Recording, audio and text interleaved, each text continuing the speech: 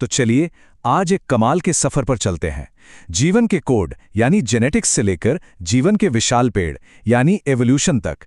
ये सफर हमें एक सेल के अंदर के ब्लूप्रिंट से लेकर उस शानदार कहानी तक ले जाएगा कि आखिर इस धरती पर इतनी तरह की जिंदगी आई कैसे।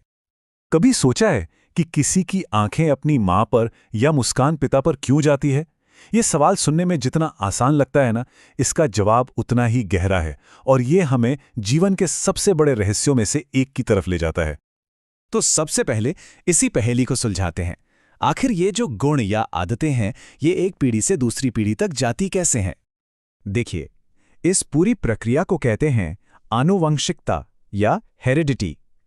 ये वही साइंस है जिससे हमारे गुण माता पिता से बच्चों में जाते हैं और इसी वजह से परिवारों में अक्सर शक्ल सूरत काफी मिलती जुलती है। अब सवाल ये है कि ये सारे राज, ये सीक्रेट्स आखिर छिपे कहाँ होते हैं? तो ये हमारी हर सेल के अंदर मौजूद धागे जैसी चीजों में बंद होते हैं, जिन्हें हम क्रोमोसोम या गुणसूत्र कहते हैं। यही हैं हमारी जेनेटिक जानकारी के असली वाहक। हम इंसानों की हर एक सेल में होते हैं पूरे 46 क्रोमोसोम, 23 के जोड़ों में। आधे मां से आते हैं और आधे पिता से। और मजे की बात पता है क्या है? एक आलू में हमसे ज्यादा 48 क्रोमोसोम होते हैं। पर यहां गिनती से ज्यादा जरूरी है कि इन क्रोमोसोम के अंदर जानकारी क्या है। तो इन क्रोमोसोम पर आखिर होता क्या है? इन्हें समझिए एक रेसिपी बुक की तरह। और इस बुक में जो अलग अलग रेसिपी लिखी हैं, वही हैं हमारे जीन्स। डीएनए के यही छोटे छोटे हिस्से तय करते हैं कि हमारी आंखों का रंग क्या होगा, बालों का टेक्सचर कैसा होगा, सब कुछ। तो ठीक है, अब थोड़ा और अंदर चलते हैं और उस मास्टर मॉलिक्यूल को देखते हैं जिससे ये सब कुछ बना है। ये है डीएनए यानी डीऑक्सी राइबोन्यूक्लिक एसिड। इसे जीवन की मास्टर रेसिपी बुक कहना बिल्कुल सही होगा।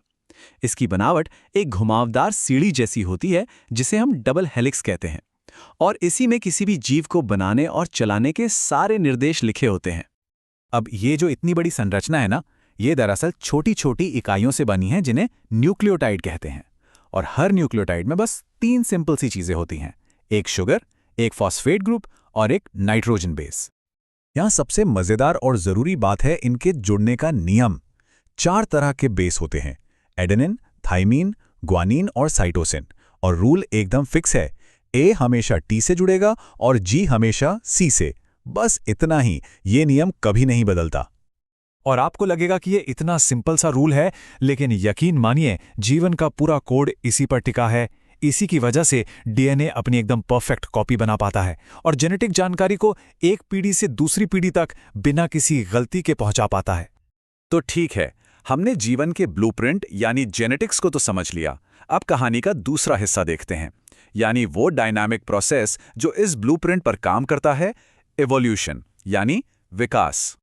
एवोल्यूशन का सिद्धांत ये वो साइंटिफिक एक्सप्लेनेशन है जो बताता है कि समय के साथ प्रजातियां कैसे बदलती हैं और कैसे नई प्रजातियां अपने पुराने पूर्वजों से ही जन्म लेती हैं। और इस कमाल के आइडिया को दुनिया के सामने रखने वाले थे चार्ल्स डार्विन। डार्विन ने बताया कि इवोल्यूशन को चलाने वाला जो मेन इंजन है, वो है नेचुरल सिलेक्शन यानी प्राकृतिक चयन। यही वो पावरफुल प्रोसेस है जो विकास की गाड़ी को आगे बढ़ाता है। तो चलिए अब इस इंजन के अंदर झांक कर देखते हैं कि ये काम कैसे करता है। डार्विन का लॉजिक बहुत सीधा और सिंपल है। देखिए, कोई भी जीव जरूरत से ज्यादा बच्चे पैदा करता है और उन बच्चों में थोड़ा बहुत फर्क तो होता ही है ना? अब क्योंकि संसाधन लिमिटेड हैं, तो जीने के लिए एक होड़ मचती है। और इस होड़ में जीतता कौन है? वही जो अपने माहौल में फिट होने के लिए सबसे बेस्ट है। इसी को कहते हैं सर्वाइवल ऑफ द फिटेस्ट। और जब यही प्रोसेस हजारों लाखों सालों तक पीढ़ी दर पीढ़ी चलता रहता है, तो उसका नतीजा होता है एडैप्टेशन। जीव अपने माहौल में और बेहतर तरीके से ढल जाते हैं और बहुत लंबे समय के बाद इसी से नई प्रजातियां भी बनती हैं। तो अब आते हैं आखिरी हिस्से पर। आखिर इन सब बातों का सबूत क्या है? हम ये सब कैसे जानते हैं? सबसे पहले तो ये समझना होगा कि जेनेटिक्स और एवोल्यूशन जुड़े कैसे हैं।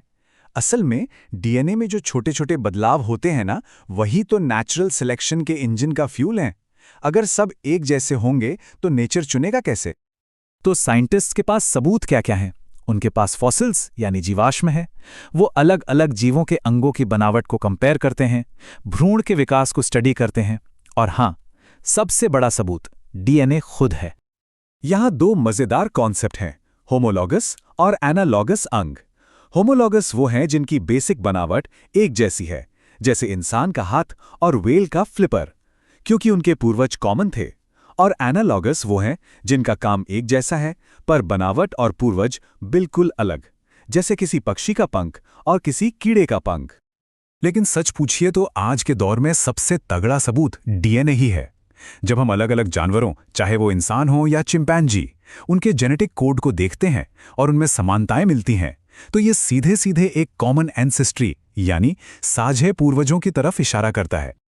तो अगर डीएनए में बदलाव वो कोड है और नेचुरल सिलेक्शन वो इंजन, तो धरती पर जीवन की कहानी का अगला चैप्टर क्या होगा? ये एक ऐसा सवाल है जो हमें याद दिलाता है कि इवोल्यूशन कोई बीती हुई कहानी नहीं, ये तो एक लगातार चलने वाली प्रक्रिया है जो आज भी जारी है।